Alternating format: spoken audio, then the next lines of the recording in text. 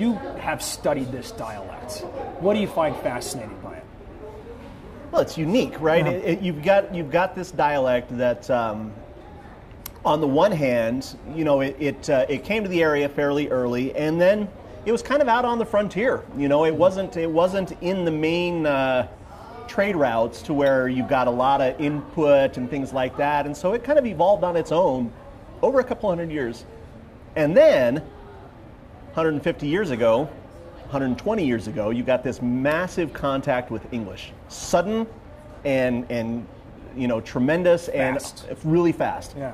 And so what you get then is you get this language that kind of did its own thing for a long time, and then all of a sudden it was in contact with another language. And anytime languages get in contact with each other, they start to borrow back and forth. They start to do things. And so on the one hand, you've got these forms that are very unique to New Mexico that maybe can trace them back to Spain and things like that. And then others are very, very English-driven, what we call Anglicisms.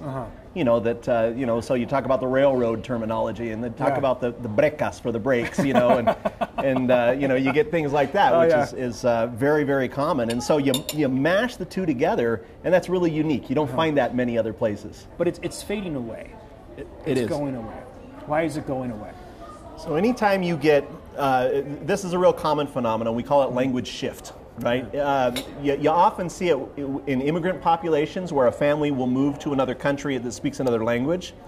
And so the first generation is dominant in their home language. The second generation tends to be dominant, bilingual. Yeah. And then the third generation tends to be dominant in the language of the new place.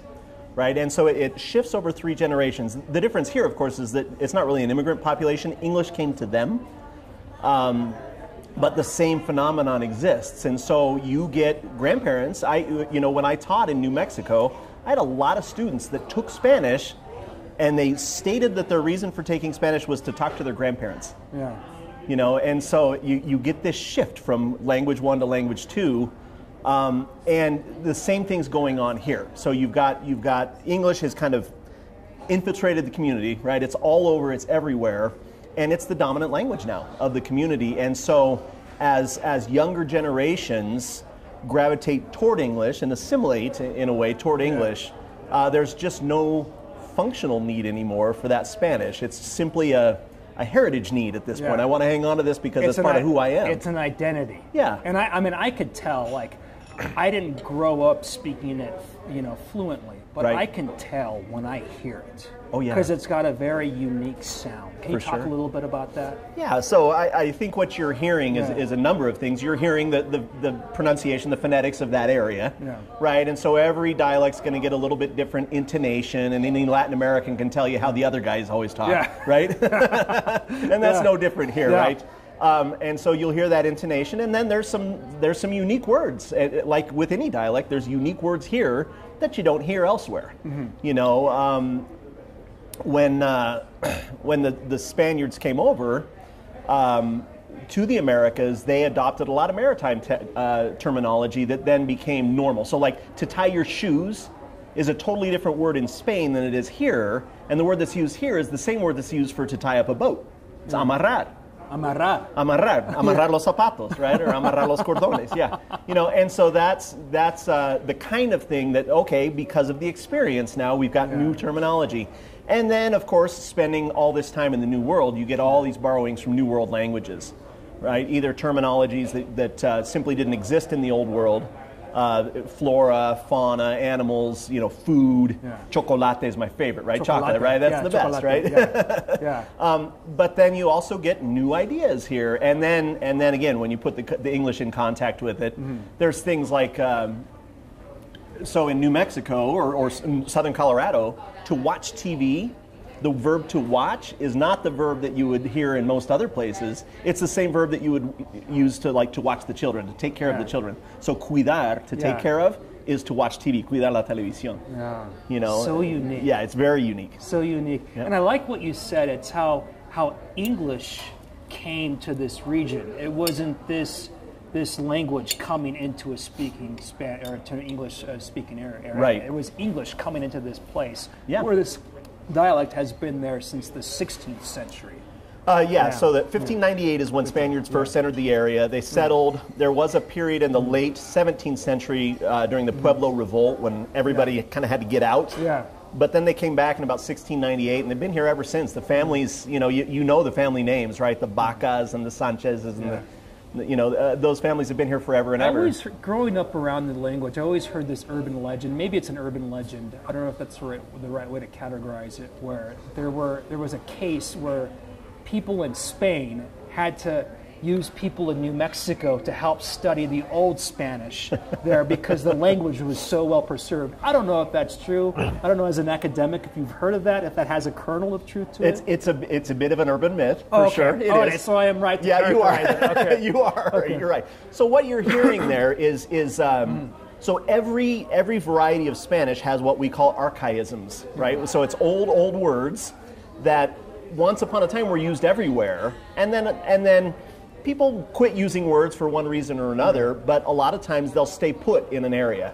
And so what you get in southern Colorado and New Mexico is these archaisms that are unique to this area, and people hear those and think that's old Spanish because you don't hear them anywhere else. Well, the same thing happens in Puerto Rico, and the same thing happens in Colombia, and the same thing happens in Argentina, just with different words. Yeah. Right? But people hear those and say, that's old Spanish, and so, therefore, the Spaniards had to study us because we still speak the old Spanish. Yeah, that's a very, very common legend, and it's a fun one to perpetuate, but if you look at the language structure itself, it's just fascinating because I've always heard that story growing up when people would talk about the Spanish that I grew up around. I got a funny story. So one of my favorite words in this dictionary is the word. Let me look it up. I'm gonna look it up. And you tell me what you think of this word, because when I was a kid, I went to go take a Spanish test, and I used this word in the Spanish test, and of course I was learning, modern day Castilian Spanish in middle school, and I put this on the test, and my teacher told me I was wrong, and I was like, no, I'm right. This is the word that I grew up with. So let me look it up. Hijkl. Let's see here. Almost there. Okay. All right. Chortes. Chortes, sure. Los chortes, yeah. For shorts. And that was I remember very clearly, I had to put what shorts was in Spanish, but I put chortes. Yeah. And I told my teacher, that's the right word. He says, no, it's not. Where did you get that word? I said, that's what I've always heard. Right. Growing up as a kid. And sure. But I don't know if I was wrong or not. You were not wrong. Yeah. You were not wrong. You were absolutely right for this variety of Spanish. And that's, there's a common conception, and it's another myth that kind of floats around the Spanish of this area, is that somehow there's a right Spanish and a wrong Spanish. And it's false.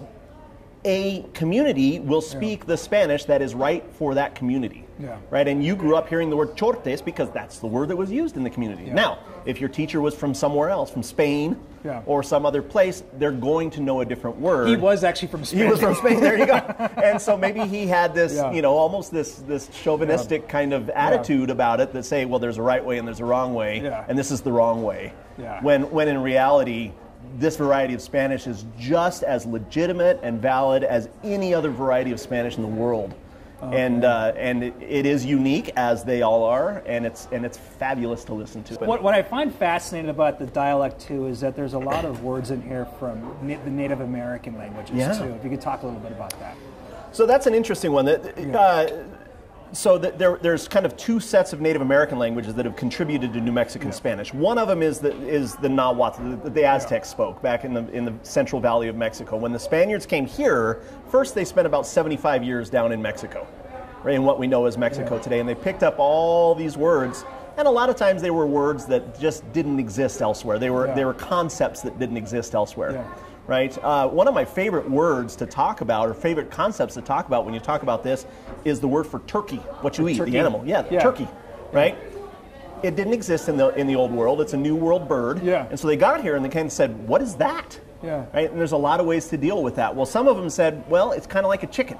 Yeah. So some of them called it the chicken of the new world, la gallina de la tierra, right? Some of them say, no, it's more like a goose. And so the word that's really common in southern Colorado is ganso. Ganso, Which is the old goose word, right? Yeah. But then others asked the natives and said, what's that? Yeah. And they'd tell them. And so guajolote, cocono, huíjalo, those are all words that came from the Native American languages. Yeah. And then the most recent one that came into the area is torque. Torque. And Yeah, you know, torque. it's transparent where that came from. That's what I grew up hearing with, especially around Thanksgiving time. Yeah. When my grandma, when my grandma would talk about making turkey. Absolutely. Yeah. Yeah. And for some people, they'll even distinguish between what's walking around up in the hills and what they're eating on the table. Yeah. That's a guajolote. This is a torque. You know, even the same bird. Yeah, is there any way, like from your perspective, that this language can be kept alive, or the dialect can be kept alive, or is it just an inevitability that it's going to? It's kind of a sad inevitability. Yeah. It's a sad inevitability because what you've got is kind of this dominating force of just language use, and language always depends on its need. Yeah. And so the younger generations don't see the need to preserve the language. It's a cultural thing. It's an identity connector, and for that reason, you get these language revitalization projects. Scholars will come in, activists will come in to try to revitalize the language. They'll teach it in the schools, but it becomes almost kind of a second language learning initiative at that point. And so it's this treasure that we've got that's probably in 2 more generations, we're probably just not going to see it anymore. 2 more generations. Max, I'd say 50 years. 50 years and then it's gone. Yeah. And then it's only going to exist on books or in audio recordings. Right, and maybe people's memory of songs or grandma or things like that, but in terms of a spoken language that we use to communicate with each other, it's just going away. That's just, for me personally, it's sad. It is sad. Yeah, and I would imagine for you as a linguist, this is something that is part of what you study, and you see this happening with many languages and dialects across the world as people change. Yeah, it's kind of an ugly term. We use language death, right? Because that's exactly what happened. A language just kind of fades away, and you end up getting numbers of speakers that just keeps diminishing with each generation. Yeah. And you talk about, it's very rare. It's very rare to find somebody that speaks this variety of Spanish that doesn't also speak English. Yeah. If you find them, they're in their 90s. Yes. Right? Yeah. Because English has been in contact now for so long, and it's been the language of the community, it's been the language of the nation that people have used now. It's been the language of education. Yeah. And so when you get that, it's just this inevitable reality that language shifts from one to the other.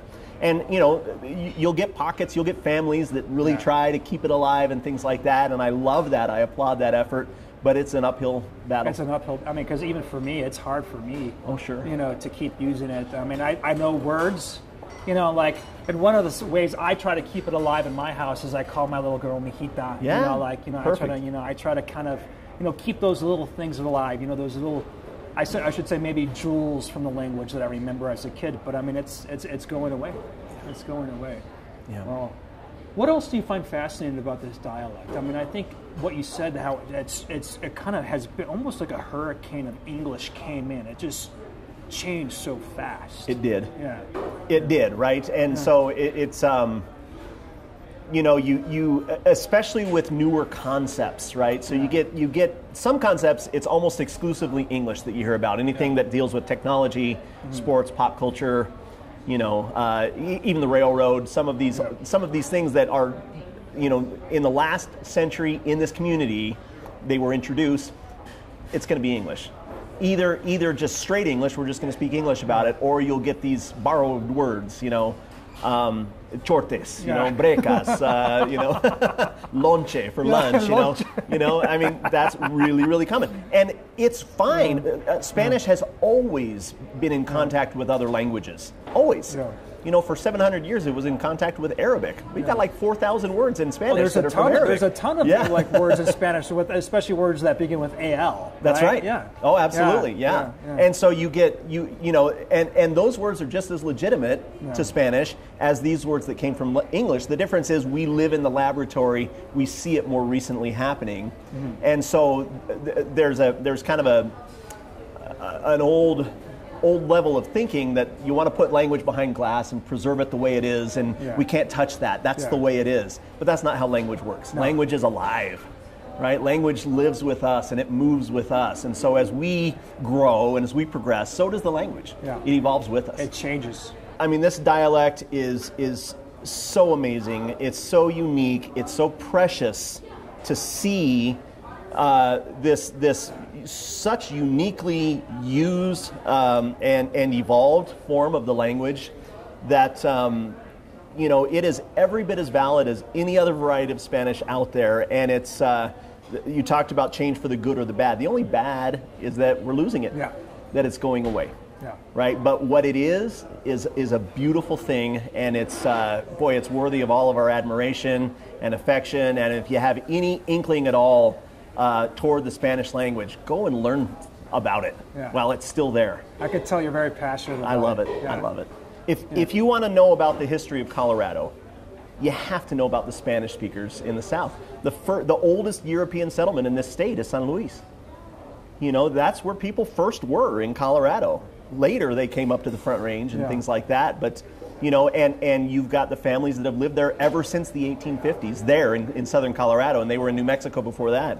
And so if you want to know about the history of this state, if you want to know about the culture of this state, if you want to know about who we are as a people and who your neighbors are, then it's important to understand the social context of this language in the South. Beautifully said. Thank you. Beautifully said. Great interview. That was perfect.